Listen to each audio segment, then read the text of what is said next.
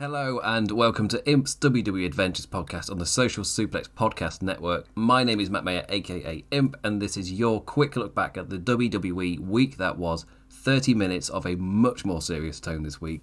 You can help the podcast out by giving a 5-star review. You can also give a donation directly through Red Circle and become one of the amazing community by joining the Social Suplex Discord. Link is in the description. Listen to the other top-notch shows here on the Social Suplex Podcast Network. One Nation Radio with Rich and James, Keeping It Strong Style, All Things Elite, Wrestling Art with Chris Things, Tunnel Talk, and Trish and Sarah. So I have made notes on the Royal Rumble show and Monday Night Raw, the two biggest shows for WWE this week. But personally, I think it's an absolute disservice to the seriousness in terms of the lawsuit dropping this week. I think it's an absolute disservice to treat it like this is a normal week for WWE, and I'm the WWE podcast here on the network. If you want like chirpy, happy wrestling talk this week, I highly recommend you listen to Tunnel Talk. You'll have a lovely time. You will laugh like immediately. But yeah, I'm not going to be that show this week. Tonight, this is a quite serious episode. I've covered serious topics in like column form before for like wrestling headlines, especially in the coverage of WWE Saudi Arabia stuff. But I'm somebody who I make sure to do the reading before I talk about it. Again, when I've talked about WWE Saudi Arabia, I made sure to read the UN's reports before I talked about like any of the things. Like I made sure to do the reading. But that's how when I tackle something, I just make sure I do the reading. And that's what quite irritated me with my show last week, which is that there was this super serious thing and I just wasn't able to talk about it, and instead of me rushing out an opinion or something, just ditching the show that I recorded the day before on the Wednesday because I wasn't in on the Thursday when everything dropped, I didn't want to then rush something out on the Friday when I hadn't had time to read the lawsuit. I hadn't really had time to take in everything that was presented there, and I was just like, it's not even a question, like, to just treat this like it's a normal week and to just talk about the wrestling shows and talk how great the Rumble was or building up to WrestleMania. It's like, in a way, all of it's trivial because none of it matters when the company that we're covering is accused of this. But it's not even up for debate in my mind what to talk about, and that does mean that this isn't going to be that normal formatted show. I'm not going to have any sound bites to put in. Post-wrestling, I've done multiple really worth listening to shows on this topic. A shout out to both Pollock and Thurston, who have done really in-depth coverage of all this stuff as well. Criminal lawyer Bruce Rivers is one of the few people covering this topic who go through the texts in detail, because arguably they are the most incriminating stuff. Especially in terms of, what if you're like, like it's just Vince or whatever. Like, if you read those texts, there is no coming back from that. And they are incredibly easy to prove. So we'll get to that later. But if you don't want to read the lawsuit's also available and out there. It is not a read I recommend in terms of, it is very difficult to get through, but it's also incredibly necessary in terms of understanding the sheer gravity of what we're talking about here. Because, first of all, it's not just a Vince thing. There are 3 people named in this suit. Vince McMahon, WWE, and John Laurinaitis. And literally, like 20 minutes before I went to record this, the news broke from Vice, and I'll read the article later, because Brandon Thurston yesterday, a show on Wednesday, he brought up a good question of what are the 3 different people that in Vince, John Laurinaitis, and WWE, are they going to have the same representation? Well, this Vice article's just dropped, and we've sure got our answer there. It's definitely not. Definitely not. But let's just quickly go through like the timeline of the week before I jump into things. But again, this is going to be a much more serious show, talking about quite dark stuff. So if you don't feel like that, I'm just going to be really open to say, just don't listen to this week's episode. If you're super familiar with everything that's happened by this point, because this is now like 1 week later, this is me doing the weekly roundup of WWE, but this is easily the story of WWE this week. And they did shows, CM Punk and all of that, and Cody Rhodes, like, none of it matters. I'll talk about that next week. That I've got so many weeks to talk about that. Why would I talk about that this week when this has dropped?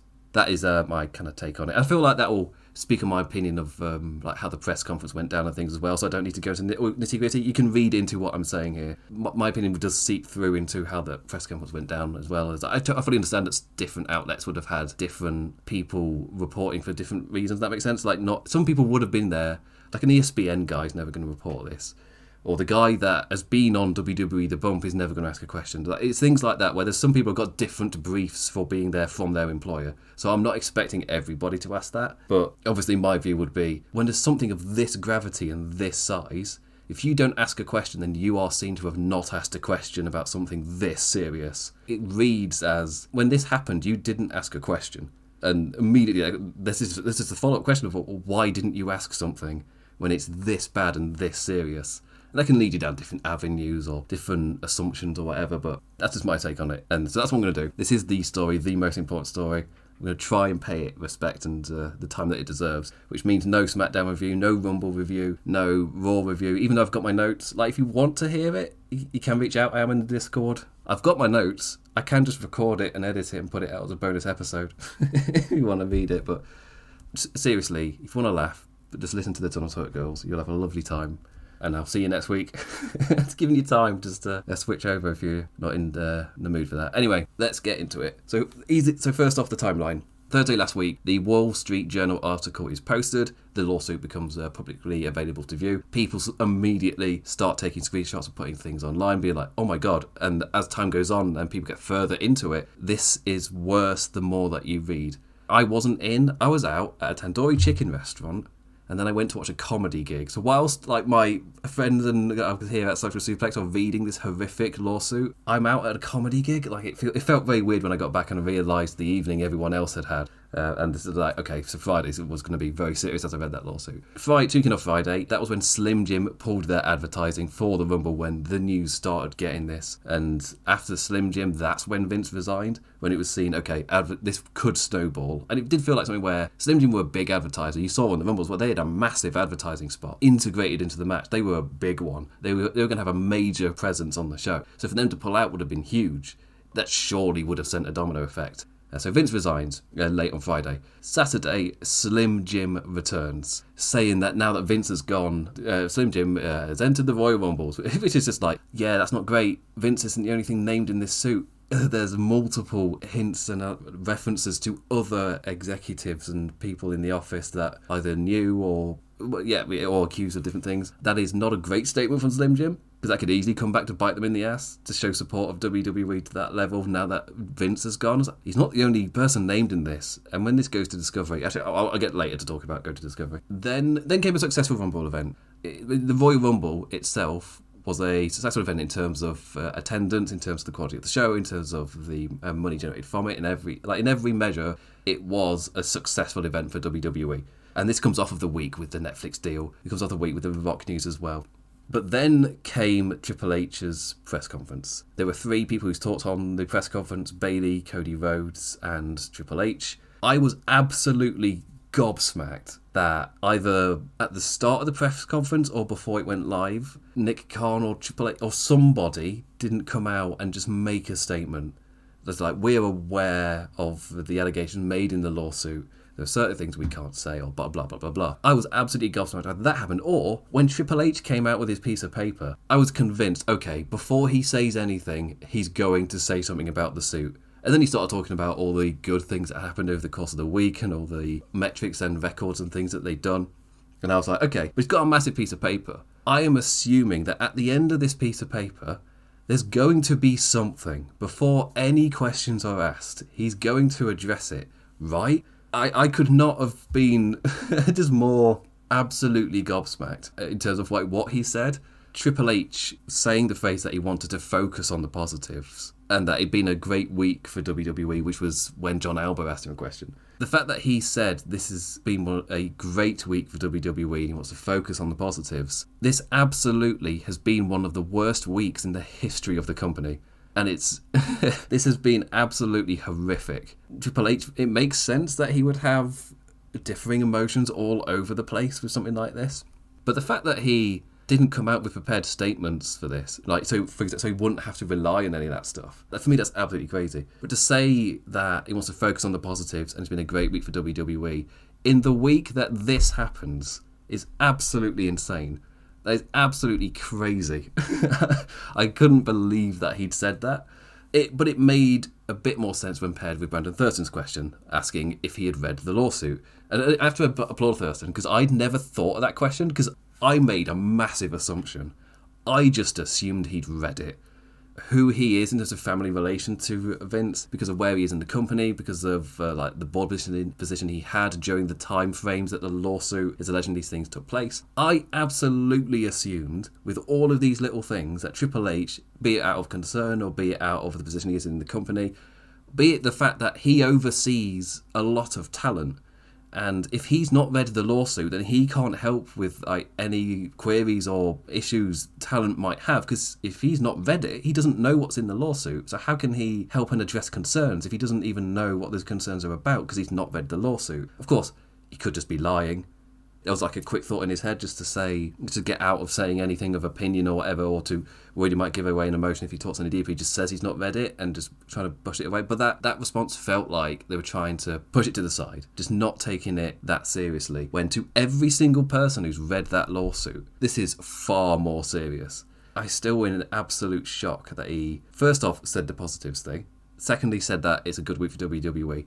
And thirdly, admitted he'd not read the lawsuit. And they were the three things that the wider media, outside of the wrestling media, really ran with. Kudos to John Alba, Cam Newton, Brandon Thurston, and Nick Houseman, who worded his question to Cody really well, in terms of like phrasing it as a former executive. And Cody's answer himself was also really well put across. I will say, in terms of Bayley and Cody, it felt like they'd almost been thrown under a bus, because why would you send them out there without a statement beforehand covering their asses in some way, just to look after the talent?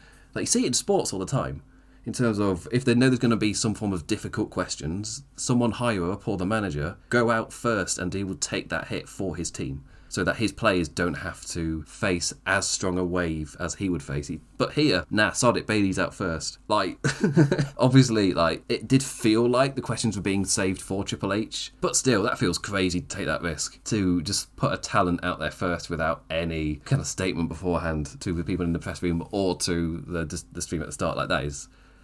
But also, to credit to the people who did ask the questions, those four people, because of the answers that came from that, the media was then able to really zone in and target their angles as well, which is one benefit of me doing this later, is I've seen all of the different angles that all the different media outlets have taken this story. With CNN bringing up that the TKO group listed Vince McMahon as a potential risk to their company. So that was the CNN angle. It was like, well, if they're saying that, what did they know?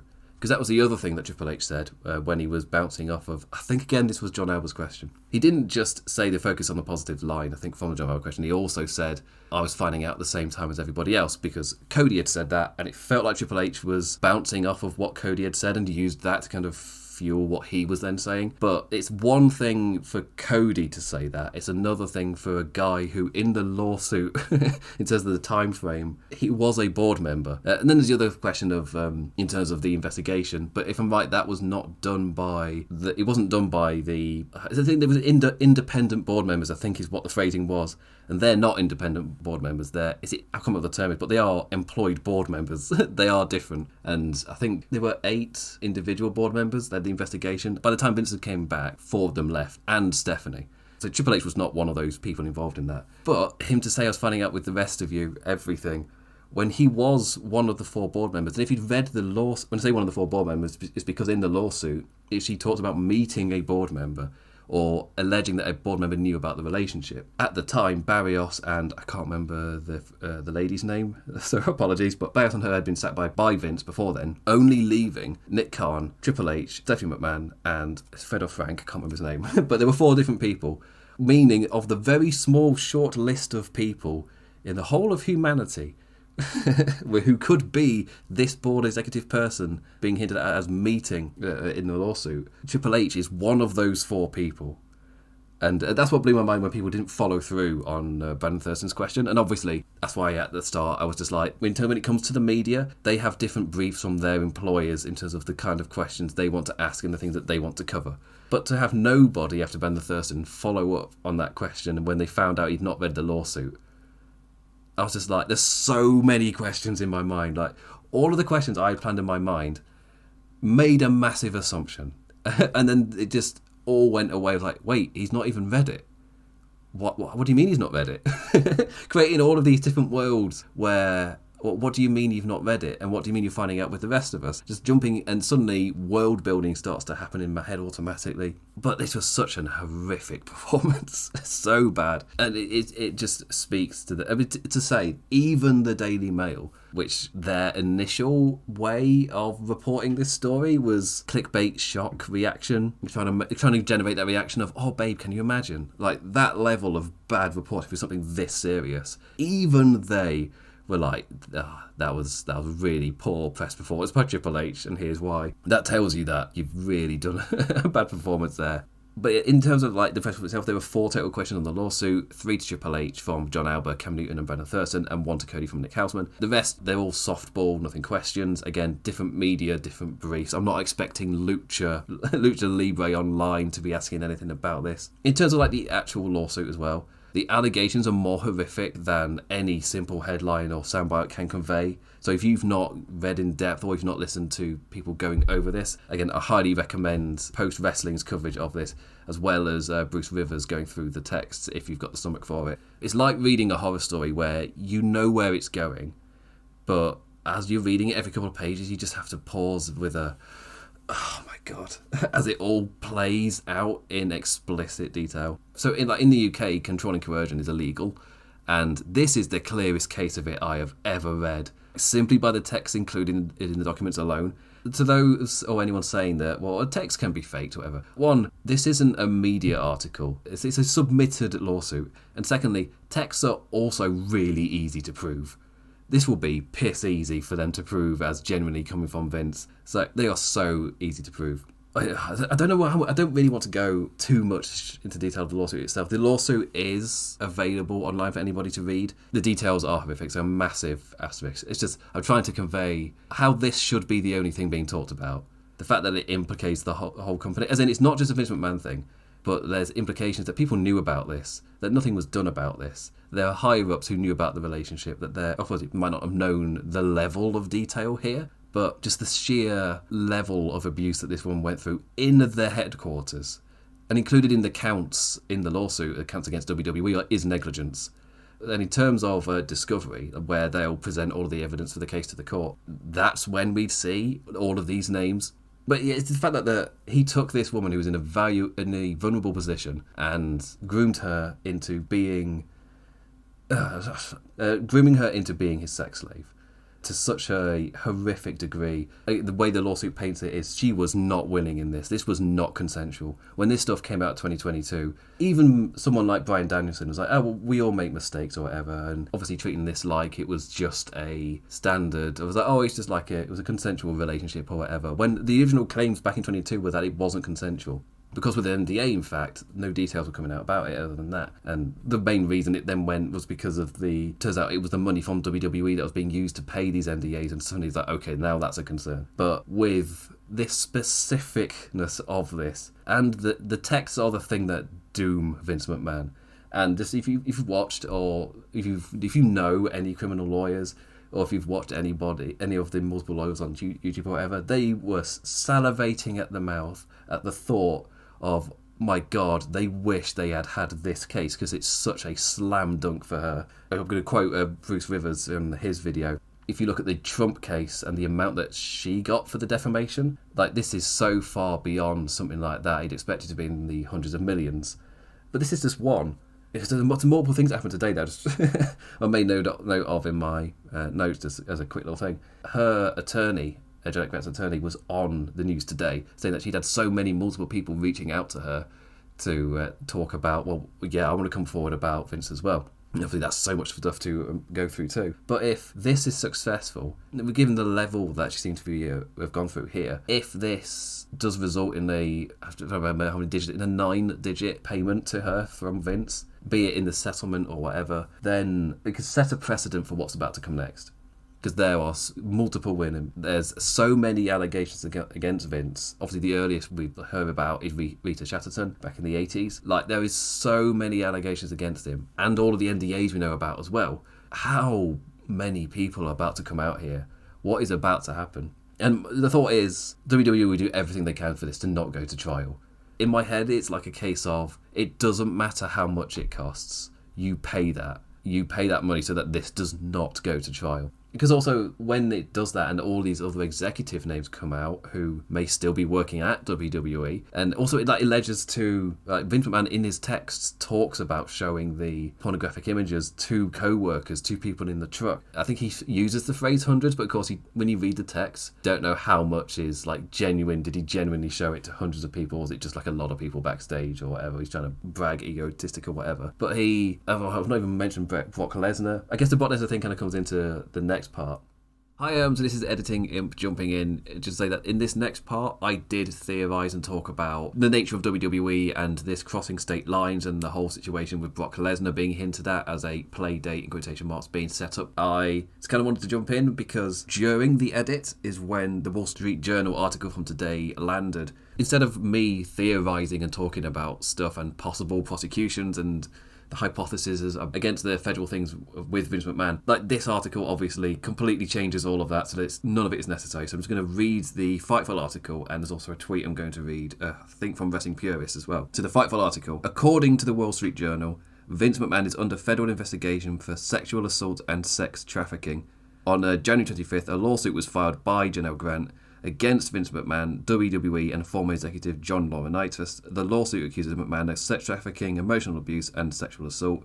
The lawsuit includes disturbing details of how Janel was treated sexually, physically, mentally, and emotionally. The report states the New York prosecutors have been in contact with women who have accused McMahon of sexual misconduct. In the summer of 2023, federal agents executed a search warrant for McMahon's phone and delivered a subpoena to him for documents related to any allegation of rape, sex trafficking, sexual assault, commercial sex transaction, harassment, or discrimination against current or former WWE employees.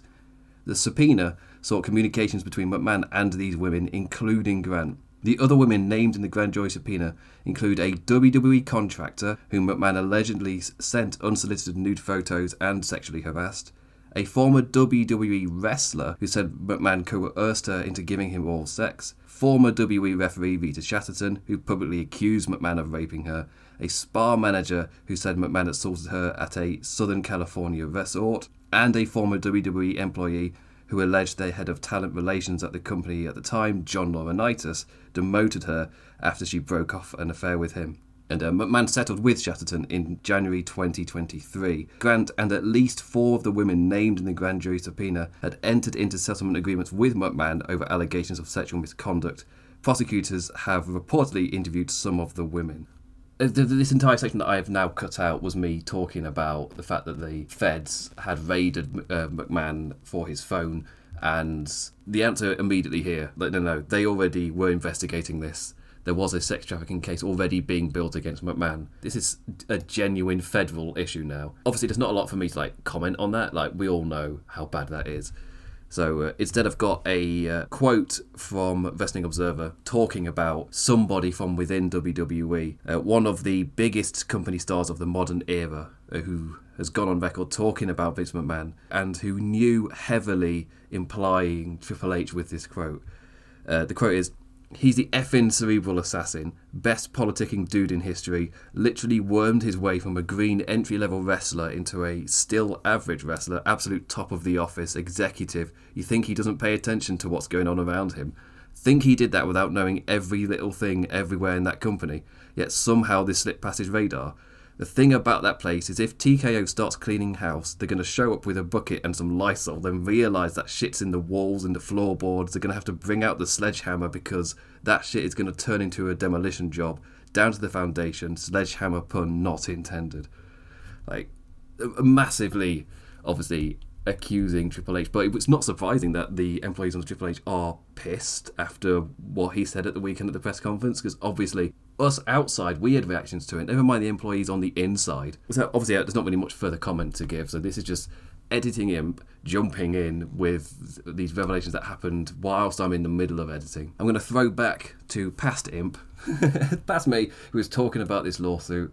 Back to you, past me. And also, literally just before I started recording, I think I talked about the Vice article that dropped on John Laurinaitis. I'm literally going to read it off my phone because it came out not long before I started recording. A lawyer for John Laurinaitis appeared to corroborate central claims in the suit in a statement to Vice News today, while disputing Laurinaitis' role as described in the complaint. Edward Brennan, the lawyer, said that his client is himself a victim, just like the plaintiff Janel Grant, a former WWE employee. The truth will come out.